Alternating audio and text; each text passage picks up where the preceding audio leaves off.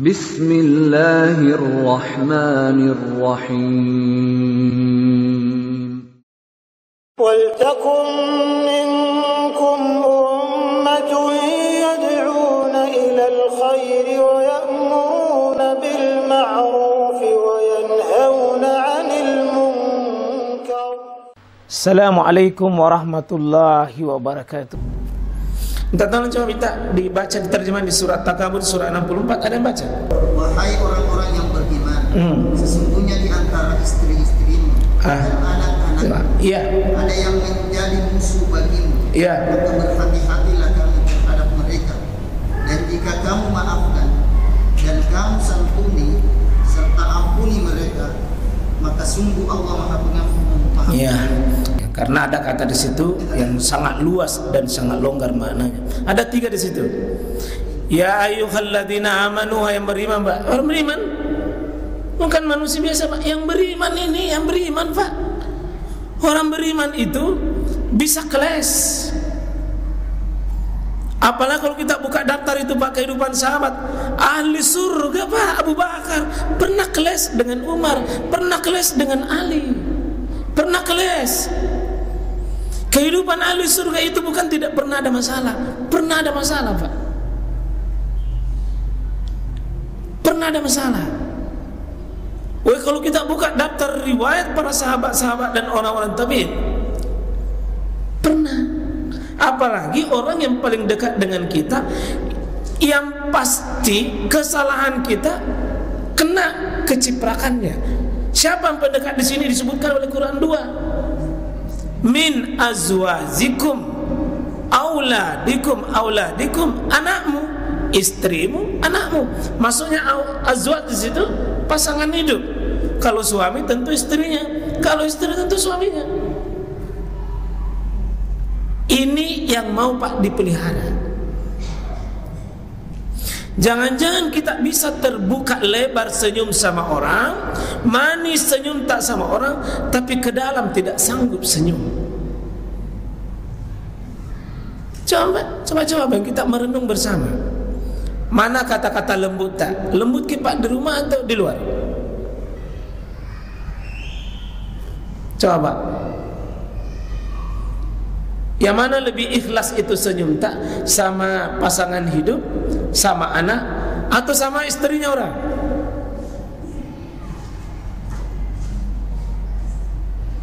Wahai orang yang beriman pada Allah Subhanahu wa taala, kita dipanggil ini, Pak.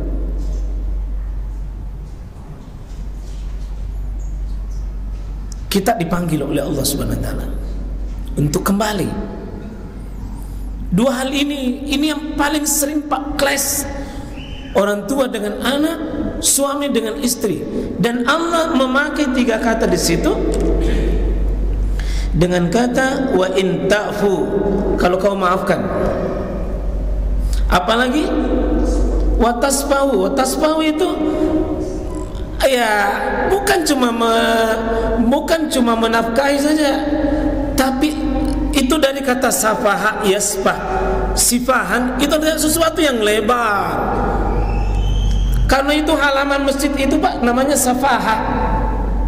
Halaman yang lebar. Kasih lebar dada kita itu melihat mereka. Artinya kalau kita jabat tangan itu, Pak, namanya safah. Falyasfah, lapangkan dadamu. Apa itu kalau lapang, Pak? Lapang itu tanah lapang, luas, tidak sempit. Tidak sempit. Kalau luang, lapang, maka dia tidak akan penuh dengan kesalahan-kesalahan, Pak. Lapang. Dia siap memang menampung dan menerima kesalahan yang 2 sebutkan ini. Anakmu, pasangan hidupmu. Anakmu, pasangan hidupmu. Ini yang 2 sumber, Pak, paling besar konfliknya. Kalau mau didata kira-kira bombe kita, bombe tertinggi di dunia ini cuma 2 ini. Bombe orang tua dengan anak, bombe suami dengan istri. Jadi jamaah sekalian, saya buka ini tafsirnya, ini ayat Quran Pak. Kenapa itu 3 kali kamu maafkan, kau lapangkan, kamu tutup, kamu maafkan, kamu lapang. 3 kali dipertegas karena banyak sekali liku-likunya itu hidup berhadapan dengan 2 jenis makhluk ini. Orang tua dengan anak, interaksinya Pak dekat sekali. Percikan kesalahan itu dekat sekali. Boleh kata kesalahanku dengan kesalahannya menyatu itu. Sehingga jangan pernah mau bersuami istri kalau tidak mau cecok.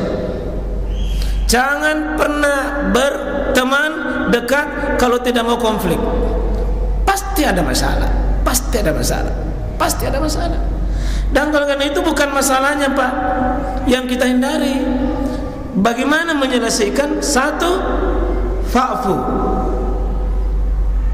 maafkan. Saya lihat ini di tafsir berbagai kata. 3 kata ini Pak, kalau Bapak menulis sesuatu, katakanlah tulis stipes itu, tulis pakai tinta. Kalau di stipes itu Pak, di stipes itu baru ditutup, itu baru tahap 1 itu. Tutup, tetapi hanya tutup kasar. Tapi kalau dihapus bersih, itu namanya fal ya'fu. Dihapus bersih Pak. Hapus, itu tulisan tidak ada bekasnya. Itu fa'fu itu. Kalau sudah dihapus, sudah ditutup, namanya fayakfar, ditutup. Tapi begitu dibuka itu kertas, nampak itu. Dan ada yang lebih hebat di atasnya, falyasfah, lapangkan. Tidak ada, dan memang dia tidak lagi menyakiti meskipun diingat. Itu namanya falyasfah. Nah, karena itu sekalian rahmatullah Allah Subhanahu wa taala, Allah Subhanahu wa taala ternyata memberikan ilmu manusia sekarang ini Pak. Sekarang sudah banyak yang pakai terapi sekarang ini. Terapi mengobati orang bukan lagi dengan dikasih obat. Ternyata obatnya adalah jangan pendam itu marah, jangan simpang, jangan dengki, jangan amarah berhari-hari, tapi segera hapus, Anda akan sehat. Sekarang di dunia Eropa Bapak sudah dipakai terapi ini. Justru ini datangnya di Quran. Dari Quran. Maafkan, Anda akan sehat. Maafkan, Anda akan mulia. Maafkan, Anda akan normal. Coba kerja jantung kita, kerja saraf-saraf kita, bukan main kalau itu dipicu oleh nafsu, amarah, emosi, dengki, dan seterusnya, akan berbuntut panjang. Nah, itu terapi-terapi Quran ini mudah-mudahan kita insyaallah, kalau ada orang-orang tua kita dulu Pak, maaf, sehat itu rupanya orang tua kita dulu tidak banyak satu saja enak tidurnya, biar dimanapun dia enak tidur dan tidak ada dia dendam, dan itu kekuatannya saya. Sekarang ini banyak orang masih muda sudah kena penyakit ini, sudah kena penyakit. Salah satunya Pak adalah kekuatan pikiran kita yang banyak salah. Saya sudah telusuri ini, ya tidak kurang dari 30 dahsyatnya kekuatan memaafkan. Dahsyatnya kekuatan memaafkan itu Pak hebat. Pantas itu Quran menyebutkan memaafkan bukan perkara ringan, bukan perkara biasa juga. Kayaknya inti daripada syariat kita ini ada di sini. Kemampuan berinteraksi dengan orang lalu bisa mengambil sikap memaafkan. Tidak ada dalam Quran hadis itu suruh minta maaf. Yang disuruh memberi maaf. Maka minta maaf, memberi maaf. Karena orang yang dizalimi kita yang punya, Pak. Orang yang disakiti kita, orang yang dirampas haknya kita yang punya itu. Tapi berhasil melepas meskipun kita punya. Kita yang punya. Kita yang punya itu. Kita punya hak. Kita punya kehormatan dilanggar. Kita yang punya peluang membebaskan ini orang. Ya. Memang kadang-kadang Pak, minta maaf itu penting. Penting pada waktu, tempat dan situasi kondisi tertentu. Tapi negara ini apalagi kalau menyangkut masalah hukum, hati-hati Pak menggunakan kata maaf ini pada perkara hukum. Karena nabalek itu bisa jadi situ. Dia bilang, oh dia sudah minta maaf, berarti dia akui dirinya salah itu.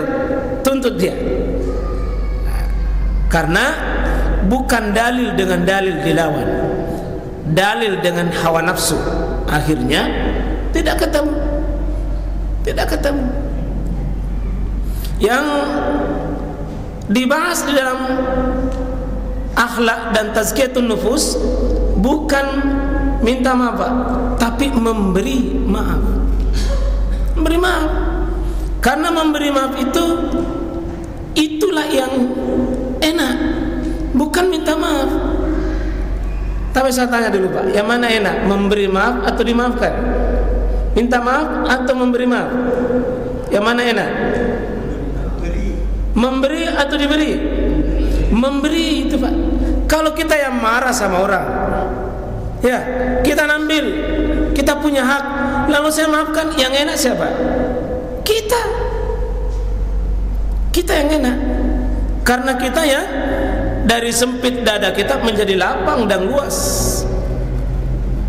Karena itu memberi maaf Pak. Memberi maaf itu indah, memberi maaf itu mulia. Dan tidak perlu pakai syarat-syarat. Tidak perlu. Abu Bakar sebelum orang lain minta maaf. Bagaimana Nabi sallallahu alaihi wasallam Pak, berapa kali rencana pembunuhan, pernah diracuni, pernah dikasih kotoran, pernah diusir, ancaman-ancaman pembunuhan Rasulullah. Dengan satu sifat Nabi, kalau menyangkut dirinya Nabi, menyangkut kehormatannya Nabi, keluarganya, pribadinya, tidak ada kata yang paling indah Nabi pakai kecuali memberi maaf. Tapi kalau urusan syariatnya Allah, kalau syariatnya Allah dilanggar, Nabi tidak ada haknya memberi maaf. Karena bukan dirinya yang dilanggar, tapi adalah melawan, mempertahankan itu, perangi orang. Tapi kalau dirinya yang diinjak, dirinya yang dirusak, oh Nabi pakai kata, kalau diriku tidak panjang, saya maafkan. Saya maafkan. Tapi kalau urusan agama Pak, Nabi angkat senjata. Ya. Kemarin pendeta yang